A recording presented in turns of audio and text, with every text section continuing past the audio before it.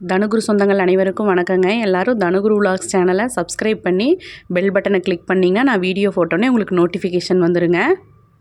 தனுகுரு சொந்தங்கள் அனைவருக்கும் வணக்கங்க. இன்றைக்கி நம்ம வீட்டில் என்ன சமையல்னு பார்க்கலாம். இன்றைக்கி சிம்பிள் ரெசிபி தாங்க. நம்ம பெருசாக எதுவும் செய்யலை. ஏன்னா இன்றைக்கி கொஞ்சம் க்ளீனிங் ஒர்க்ஸ் எல்லாம் நிறைய இருக்கிறதுனால நம்ம சிம்பிளாக ஒரு ரெசிபி எப்படின்னு பார்க்கலாம். என்னென்னா தக்காளி பஜ்ஜி குழம்பும் தயிர் சிம்பிளாக தாளிச்சுக்க போகிறோங்க, அவ்வளோதானுங்க. ஏன்னா குழம்பு சாப்பிட்டு மோஸ்ட்லி இப்போ யாரும் ரசமே சாப்பிட்டுக்கிறது இல்லை. குழம்பு தயிர் தான், வெயிலுக்கு தயிர் சாப்பிட்றதுக்கு தான் நல்லா இருக்குங்க. அதனால் இந்த 2 ரெசிபி மட்டும்தான் இன்றைக்கி நம்ம வீட்டில் லஞ்சு. அதுக்கு ஒரு தக்காளி, பெரிய வெங்காயம் கொஞ்சம் நிறைய வேணுங்க. ஒரு 3 பெரிய வெங்காயத்தை இந்த மாதிரி கட் பண்ணி வச்சுருக்கேங்க. கட் பண்ணி வச்சுட்டு பாருங்கள், எண்ணெய் ஊற்றி கடுகு உளுந்தம்பருப்பெல்லாம் போட்டு தாளித்து பெரிய வெங்காயத்தை போட்டாச்சு. இது நல்லா வணங்கட்டும். தக்காளி நல்லா கொஞ்சம் பெரிய தக்காளி பழமே ஒரு 4 தக்காளி பழத்தை 4ஆக கட் பண்ணி அதே மறுபடியும் 2ஆக கட் பண்ணி வச்சுருக்கேனுங்க. இப்போ இதை வணக்கி விட்ருவோம். பாருங்கள், வெங்காயத்தை நல்லா ஒரு வணக்கி விட்டுறலாம். இது நல்லா இருக்குங்க. நான்வெஜ் குழம்பு மாட்டவே இருக்கும். கொஞ்சம் ஊற்றி சாப்பிட்டு தயிர் கொஞ்சம் ஊற்றி சாப்பிட்டா வெயிலுக்கு தண்ணி தான் உள்ளே போகுதுங்க, சாப்பாடு எங்கே உள்ளே போகுதுங்க. அதனால் இந்த மாதிரி டக்குன்னு ஒரு குழம்பு வச்சு க்ளீனிங் ஒர்க்கெல்லாம் இருக்கையில் நம்ம இந்த மாதிரி டக்குன்னு செஞ்சுட்டு க்ளீனிங் ஒர்க் பார்க்க போயிடலாங்க. வெங்காயம் வணங்கிடுச்சு. இப்போ தக்காளி பழத்தை போட்டுடலாங்க. போட்டுட்டு உப்பு போட்டு விட்டுறலாம். பாருங்கள், தக்காளி பழத்தை போட்டு உப்பு போட்டு மஞ்சத்தூள் போட்டாச்சு. இது நல்லா வணங்கட்டுங்க. மிளகாத்தூள் இல்லைன்னா சாம்பார் பொடி ஒரு காரத்துக்கு தகுந்த மாதிரி போட்டுக்கோங்க. நான் ஒரு 3 ஸ்பூன் போட்டிருக்கேனுங்க. இப்போ இது நல்லா வணங்கிடணுங்க. தக்காளி கரைஞ்சி போகிற அளவுக்கு வணங்கிடணும். வணங்கினதுக்கப்புறம் காமிக்கிறேன். ஸ்லோவில் வச்சு மூடி வச்சிடலாங்க. பாருங்கள், சிம்மில் வச்சு நான் மூடி வச்சுட்டேன். தக்காளி இந்த அளவுக்கு அப்பப்போ திறந்து விட்டு இந்த மாதிரி நல்லா குழச்சி விட்ட மாதிரி ஒரு வணக்கி விட்டு மறுபடியும் க்ளோஸ் பண்ணிடணுங்க. இப்போ இது வணங்கிட்டு இருக்கட்டும். அப்புறம் இதுக்கு அரைச்சி ஊற்றுறதுக்கு நம்ம ஒரு தேங்காய் பேஸ்ட்டோட்ட ரெடி பண்ணணுங்க.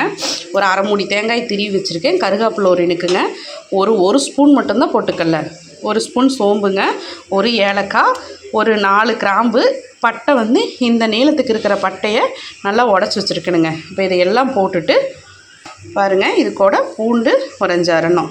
இப்போ இதெல்லாம் போட்டு ஒரு அரைச்சிட்டு வந்துடலாங்க. பாருங்கள், தேங்காய் ரொம்ப நைஸாக அரைக்கக்கூடாதுங்க, குறன்னு அரைச்சிக்கணும். அரைச்சிட்டு இப்போ இது நல்லா வணக்கி விட்டுட்டு இப்போ தேங்காய் இதில் சேர்த்திட வேண்டியதானுங்க. அருமையான காயெல்லாம் இல்லாத டைமில் ஒரு குழம்புங்க. ஏன்னா எல்லாமே முடிஞ்சிருச்சு, நம்ம இனிமேல் தான் போய் வாங்க போகணும்.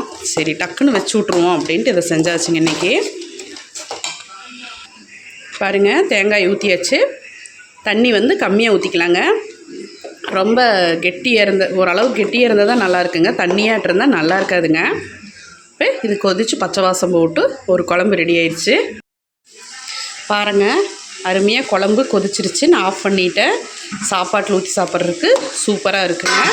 எந்த காயுமே இல்லாமல் வெறும் தக்காளி மட்டும் மிளகாட்டி வைக்க முடியாதப்போ இந்த மாதிரி வச்சுக்கலாம். சூப்பராக இருக்குங்க. இது சப்பாத்திக்கு, இட்லி, தோசைக்குமே அருமையாக இருக்குங்க. சாப்பாட்டுக்கு வேறு லெவலில் இருக்கும்.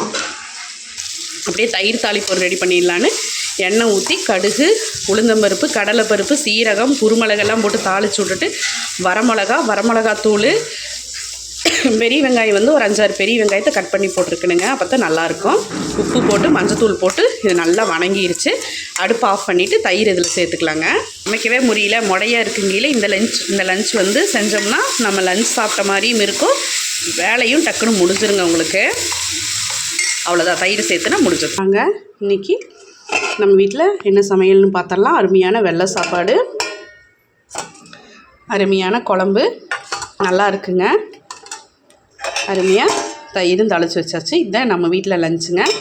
நாளைக்கு இன்னொரு சமையலில் பார்க்கலாங்க. Thanks for வாட்சிங்க.